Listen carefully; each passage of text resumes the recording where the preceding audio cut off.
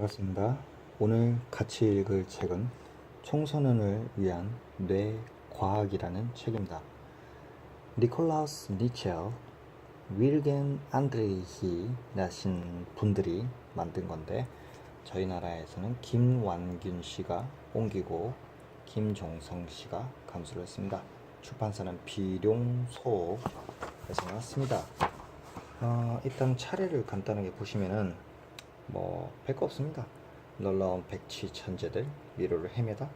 여기서 여러분이 먼저 읽고 싶은 것대로 읽어도 스토리 진행을 크게 유념해서 안 읽는다면 크게 별 지장은 없는 그런 책이에요. 마치 사전처럼 이렇게 틈틈이 자기가 다시 돌아가서 읽을 수 있게끔 되어 있고요. 상당히 뇌의 어떤 작용에 대해서 상세하게 설명을 하기 때문에 그 부분에서는 좀 재미를 잃을 수도 있어요. 근데 전반적으로 한 친구를, 캐릭터를 만들어서 그 캐릭터가 어떤 내용을 진행이 되는 형태에서 아주 자연스럽게 뇌에 관련된 지식을 전달하는 방식이어가지고 상당히 저는 거부감 없이 좀 읽었던 것 같아요. 근데 여러분들은 그냥 읽어라 하면은 솔직히 읽기가 힘들잖아요. 그래서 제가 한번 한 권 한 권 같이 한번 읽어 주려고 했습니다. 그래서 따라서 읽으시면 나쁘지 않을 것 같습니다. 일단 추천사를 좀 봐주세요. 저도 웬만하면은 추천사는 굳이 소개를 안 하는데요. 이 책의 추천사는 비교적 읽을 만한 것 같아요. 자, 조금 구간별로 빨리 읽을 수 있으니까 최대한 집중해서 따라와 주세요. 느리 따라오든지 아니면 볼펜 같은 걸 하나 잡으셔가지고 그 볼펜 같은 거를 문장에 이렇게 따라오면서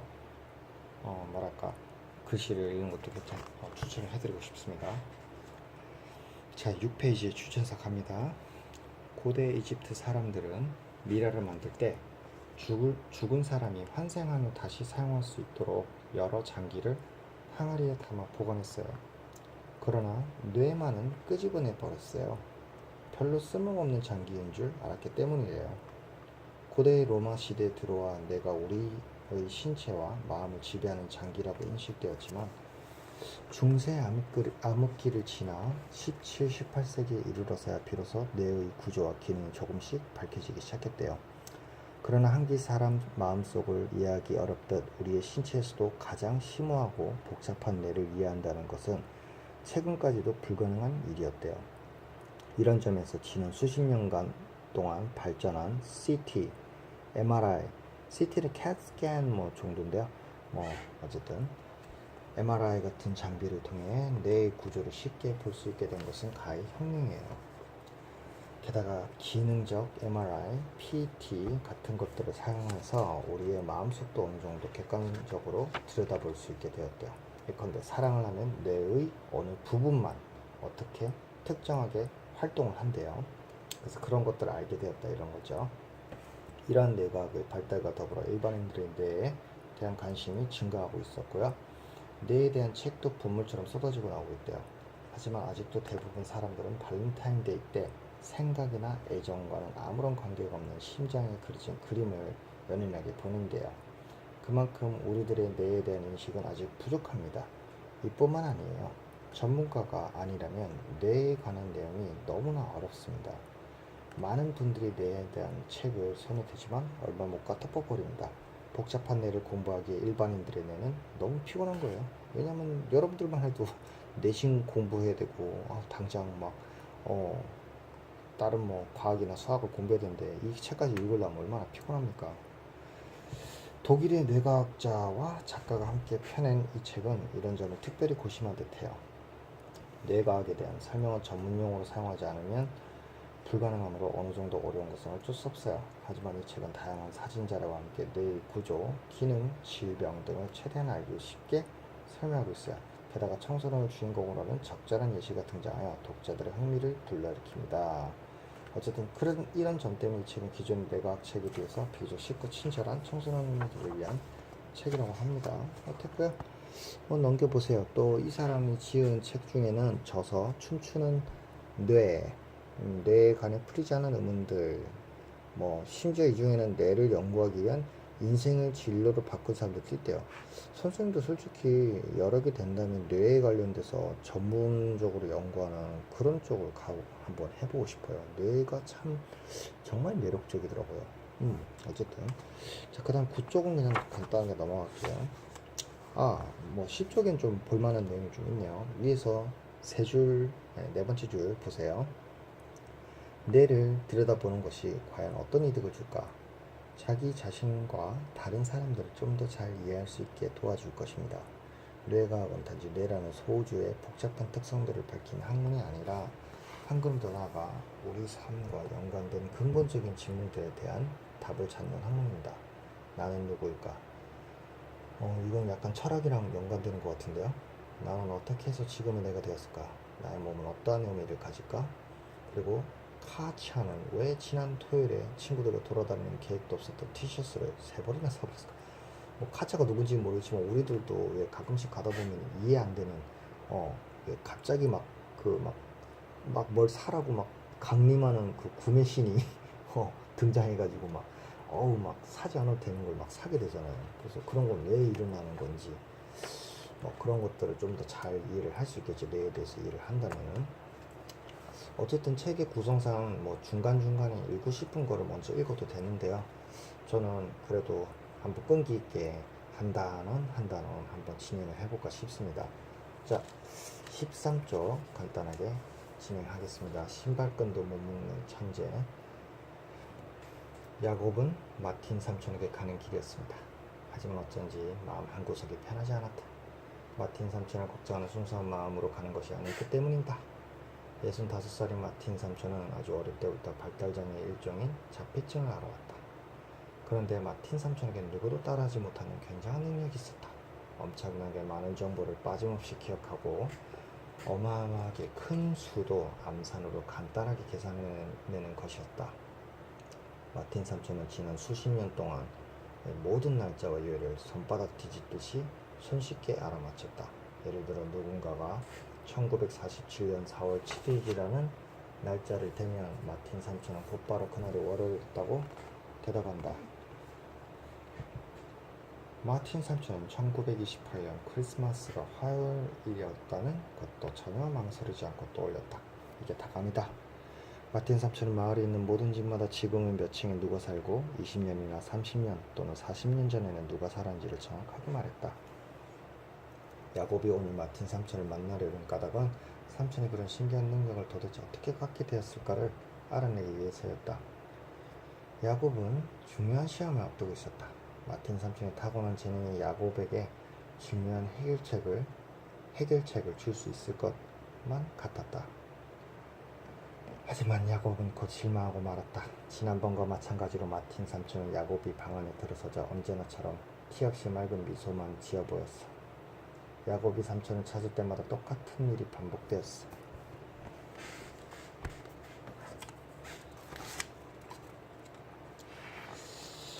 결국 야곱이 할 수 있는 일은 하나밖에 없었어. 삼촌을 잠시나마 밖으로 데리고 나가 산책을 하는 것이다. 마틴 삼촌은 싱긋 웃으며 외투를 걸쳤다. 그리고 밖으로 향하면서 손가락으로 문 밖의 벽을 슬며시 문질렀다.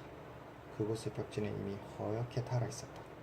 마틴 삼촌은 하루에도 수십 번씩 그 부분을 손가락으로 문지르곤 했었다.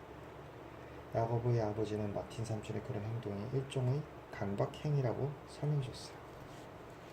함께 산책을 나가도 마틴 삼촌과 정상적인 대화를 나누는 것은 불가능했어요. 질문을 던져도 마틴 삼촌은 거의 대답하지 않았어요.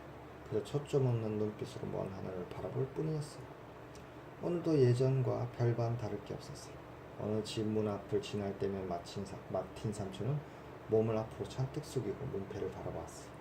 그리고 이따가 혼잣말을 하듯 중얼거렸어요. 삼촌이 새로운 사람이 있었어. 바글라치. 참 드문 이름이네. 전에는 이것은 슈미트 가족이 살았어. 아주 흔한 이름이었지. 그전에는 디로스 가족이 살다가 1982년에 이사를 갔어. 야곱은 마틴 삼촌의 머릿속에서 무슨 일이 벌어지고 있는지 도무지 알 수가 없었어. 마틴 삼촌은 계속 중얼거렸어. 바노프 슈트라스 12번지 4층에는 포개 가족이 살고 있어. 그리고 멀랭가스 25분지 1층에는 하우저와 블라이라는 두 사람이 살고 있지. 삼촌의 말을 들으며 야곱은 그저 놀라기만 했어요. 야곱, 내가 나처럼 65살이 되는 2057년 4월 18일은 수요일이야. 야곱은 아예 말문이 막혔다. 하지만 어떻게 그런 것들을 기억하고 계산할 수 있는지에 대해서 마틴 삼촌은 아무 말을 할 수도 없었습니다. 심지어는 근데 설명을 해준다 하더라도 제대로 다 설명을 해준다 해도 이 친구가 학습을 하려는 의지가 없다면, 그리고 이해를 하려는 의지가 없다면 암기를 할 수가 없어요. 이렇게 타고난 어떤 정말 뭐라고 해야 되나, 암기 능력을 가지고 태어나지 않는 이상은요. 어쨌든 혼자서 장을 보러 간다거나 음식을 요리하는 일도 삼촌에겐 너무 힘든 일이었어요. 심지어 삼촌은 자신의 신발끈조차 제대로 묶을 줄 몰랐대요.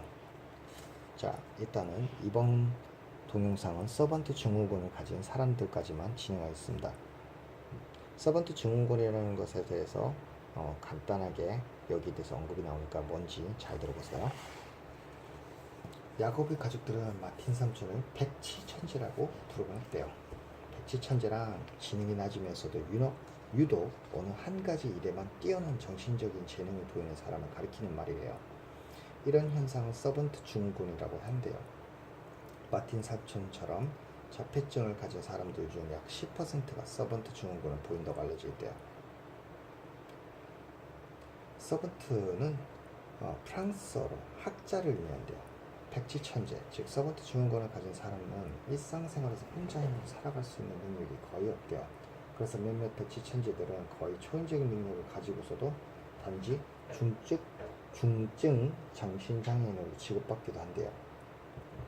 1900년대 초만 해도 의사들은 백지천재들의 특수한 재능에 어깨를 으쓱할 뿐 그저 진기한 경우로 치부하고 관심을 기울이지 않았대요. 하지만 최근 들어 뇌과학자들은 백지천재들에 주목하고 있대요.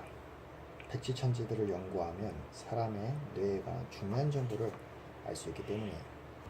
1951년 미국에서 킴 픽이라는 사람이 태어났대요. 의사는 그가 뇌에 심각한 손상을 입었다고 진단했대요. 그는 걸음마를 배우는 것조차 힘들어 보였어요. 그런데 16개월이 지나자 그는 책에 관심을 갖기 시작했고 책에서 읽은 것들을 아버지에게 이야기하곤 했었대요. 그로부터 10년을 그는 거의 12,000권에 달하는 전문 서적을 읽었을 뿐만 아니라 놀랍게도 그 내용을 전부 기억했어요. 그가 갖게 된 지식의 양은 엄청났어요.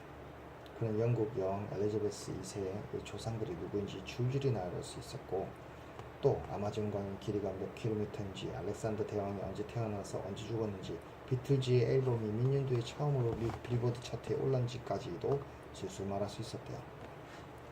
하지만 백설공주와 신데렐라의 공통점을 간략하게 적으라는 글쓰기 숙제조차 그에게는 도저히 넘을 수 없는 거대한 산이나 마찬가지였대요.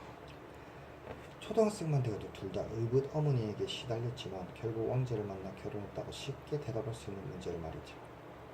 그저 또래 아이들이랑 누구나 할 수 있는 일상적인 일도 그에겐 도저히 불가능했어. 그래서 아버지가 모든 일을 돌봐줘야 했대요.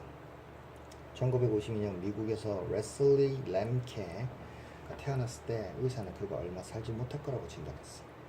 태어나면서 뇌에 심각한 손상을 입었기 때문이다. 더욱이 그는 태어난 지 얼마 지나지 않아 뇌 수술을 받았는데 그 후의 죽으로 두 눈의 시력마저 잃고 말았어요. 걸음마와 말하기도 다른 아이들에 비해 무척 늦게 시작했대요. 그는 양부모 밑에서 자랐는데 양부모는 그에게 악기 다루는 법을 가르쳐줬대요. 하지만 그는 앞을 보지 못했기 때문에 악보를 읽을 수 없었을 뿐만 아니라 정식으로 음악 수업도 받을 수가 없었어. 그런 그가 14살이 되던 해였어요. 그는 텔레비전에서 차이코프스키의 피아노 협주곡 1번이 연주되는 것을 듣더니 곡 전체를 완벽하게 외워서 똑같이 연주해냈대요. 그 모습을 본 양부모는 깜짝 놀랐지. 그 후로도 그는 계속해서 새로운 곡을 외우고 피아노로 연주하곤 했었대요. 1974년 영국에서 태어난 스티븐 윌트셔는 5살이 되어서야 비로소 걸음마를 뗐대. 그는 학습장애인을 위한 학교에 입학했어. 말을 하거나 다른 사람들과 어울리는 것이 그에겐 아주 어렵게만 느껴졌지. 의사는 그가 자폐증이라는 진단을 내렸어. 하지만 그는 연필과 종이를 손에 쥐기만 하면 놀라운 일을 선보인대. 헬리콥터를 타고 어떤 도시 위를 45분쯤 돌며 구경한 다음 그 도시 전체 모습을 그려내는 것이야. 이거 광고에서도 혹시 한 번쯤 보신 분 있을 수 있을 거예요. 예, 화이트보드에다가 막 어떤 도시를 막 우리나라 도시였죠. 일부분을 막 거기가 한강유역이었는지 저도 잘 기억은 안 나는데 막 몇 시간을 걸쳐서 막 그냥 빨리빨리 쫙 컴퓨터처럼 막 그리는데 그 프린터기처럼 그거를 광고를 한번 찍은 적이 있었어요.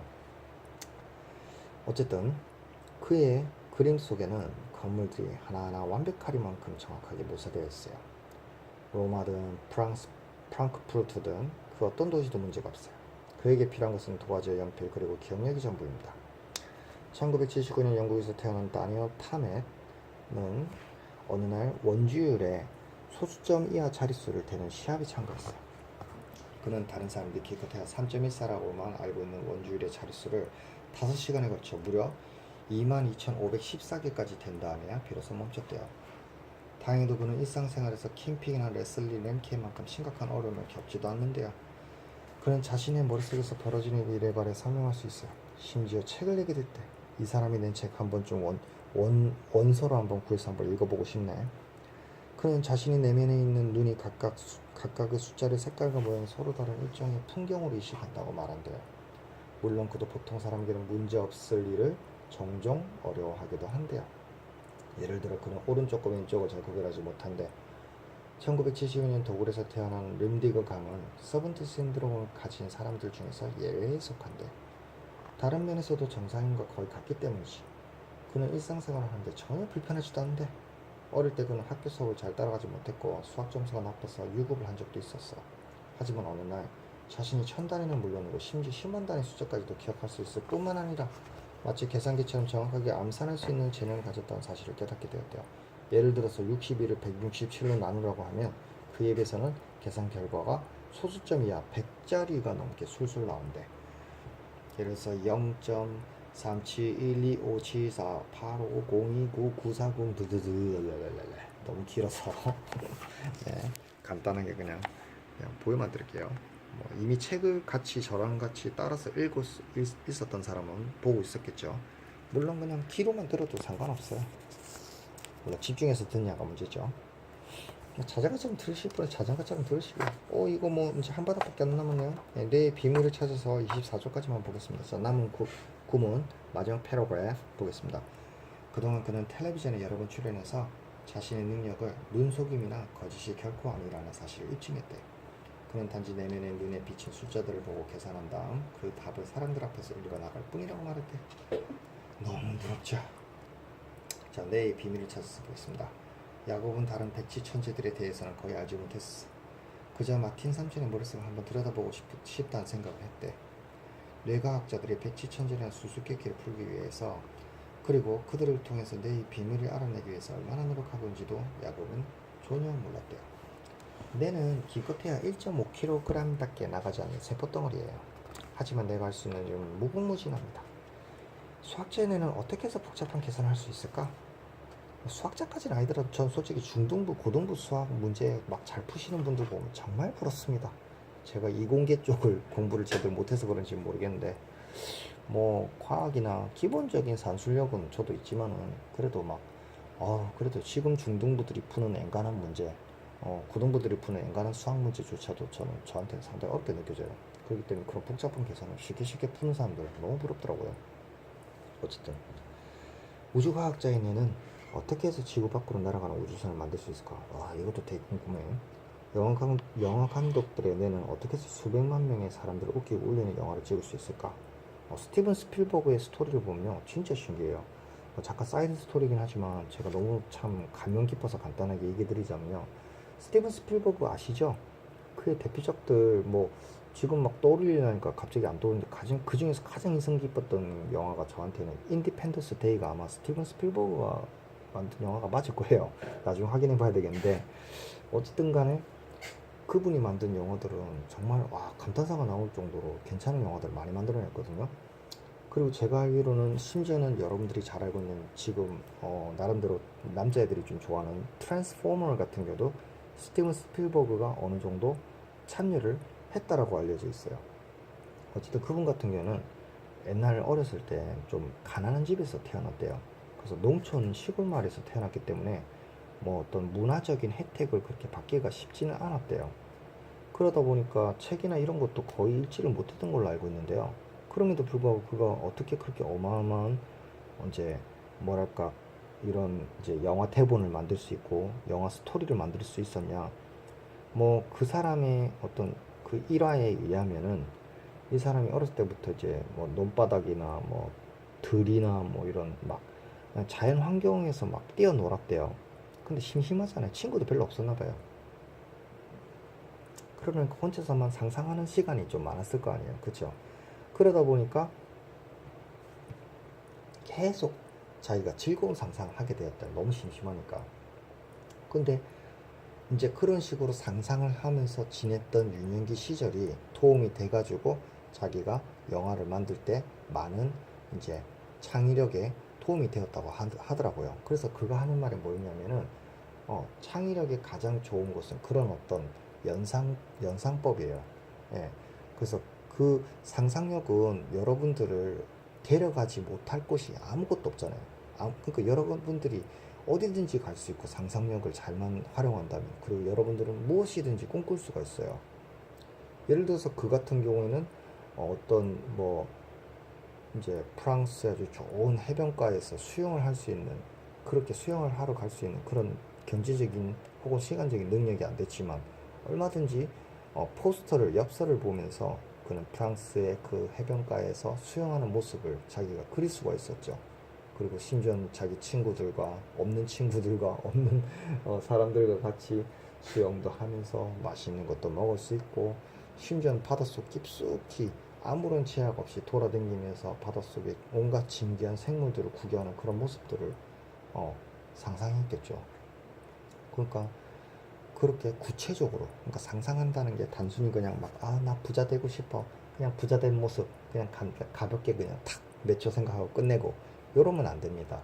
여러분이 상상력을 정말 잘 활용하기 위해서는 한 진짜 막말 따라 영화를 보듯이 한 1시간에 걸쳐서 못해도 at least 30 minutes 한 30분에 걸쳐서 그렇게 어떤 특정한 모습을 이렇게 꼭 영화를 보듯이 자 대본을 간단하게 만들었고 나는 오늘 뭐에 대해서 상상하고 싶지?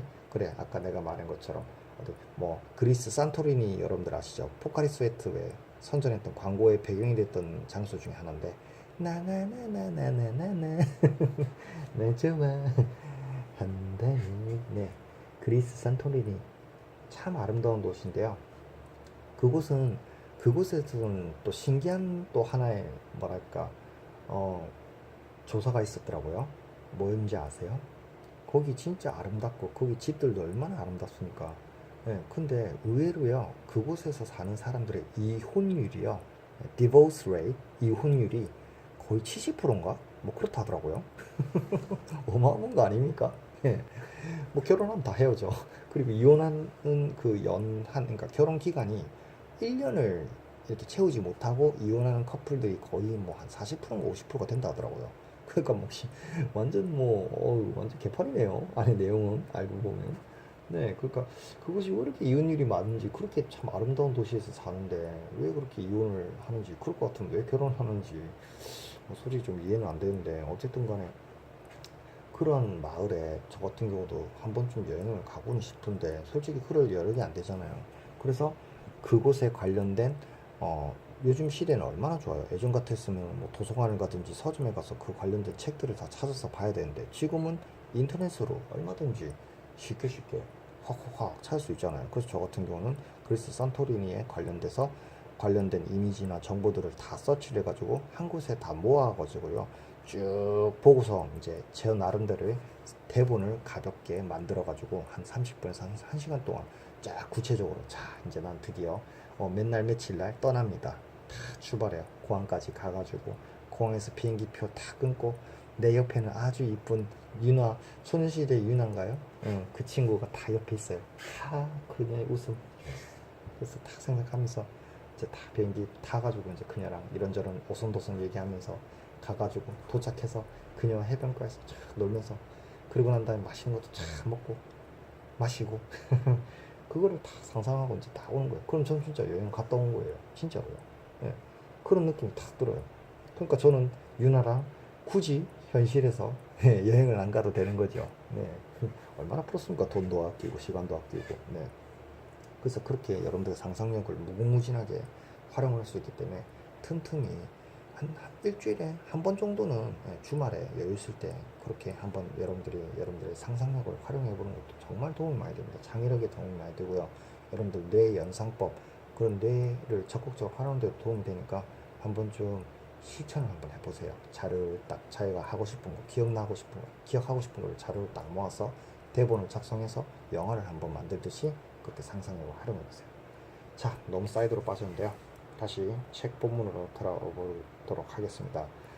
자, 23조 아까 그 이제 수학자의 뇌는 어째서 복잡한 계산을 할 수 있을까 쭉쭉쭉 가가지고 이제 그래서 영화도 어떻게 그렇게 영화 감독이 그런 영화 감독에서 제가 그거 스티븐 스필버그 하다가 이렇게 빠졌으니까 이제 이 비밀을 풀기 위해서부터 가겠습니다.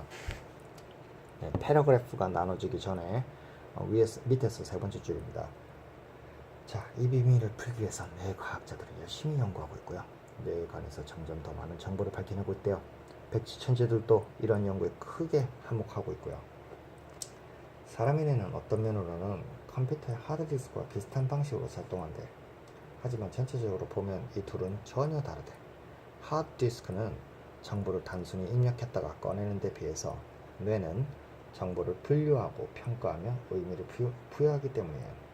그런데 백지천재의 뇌에서는 이러한 기능이 부분적으로 막혀있는 대신 컴퓨터와 같은 기능이 더욱더 활발해져 있는 거죠.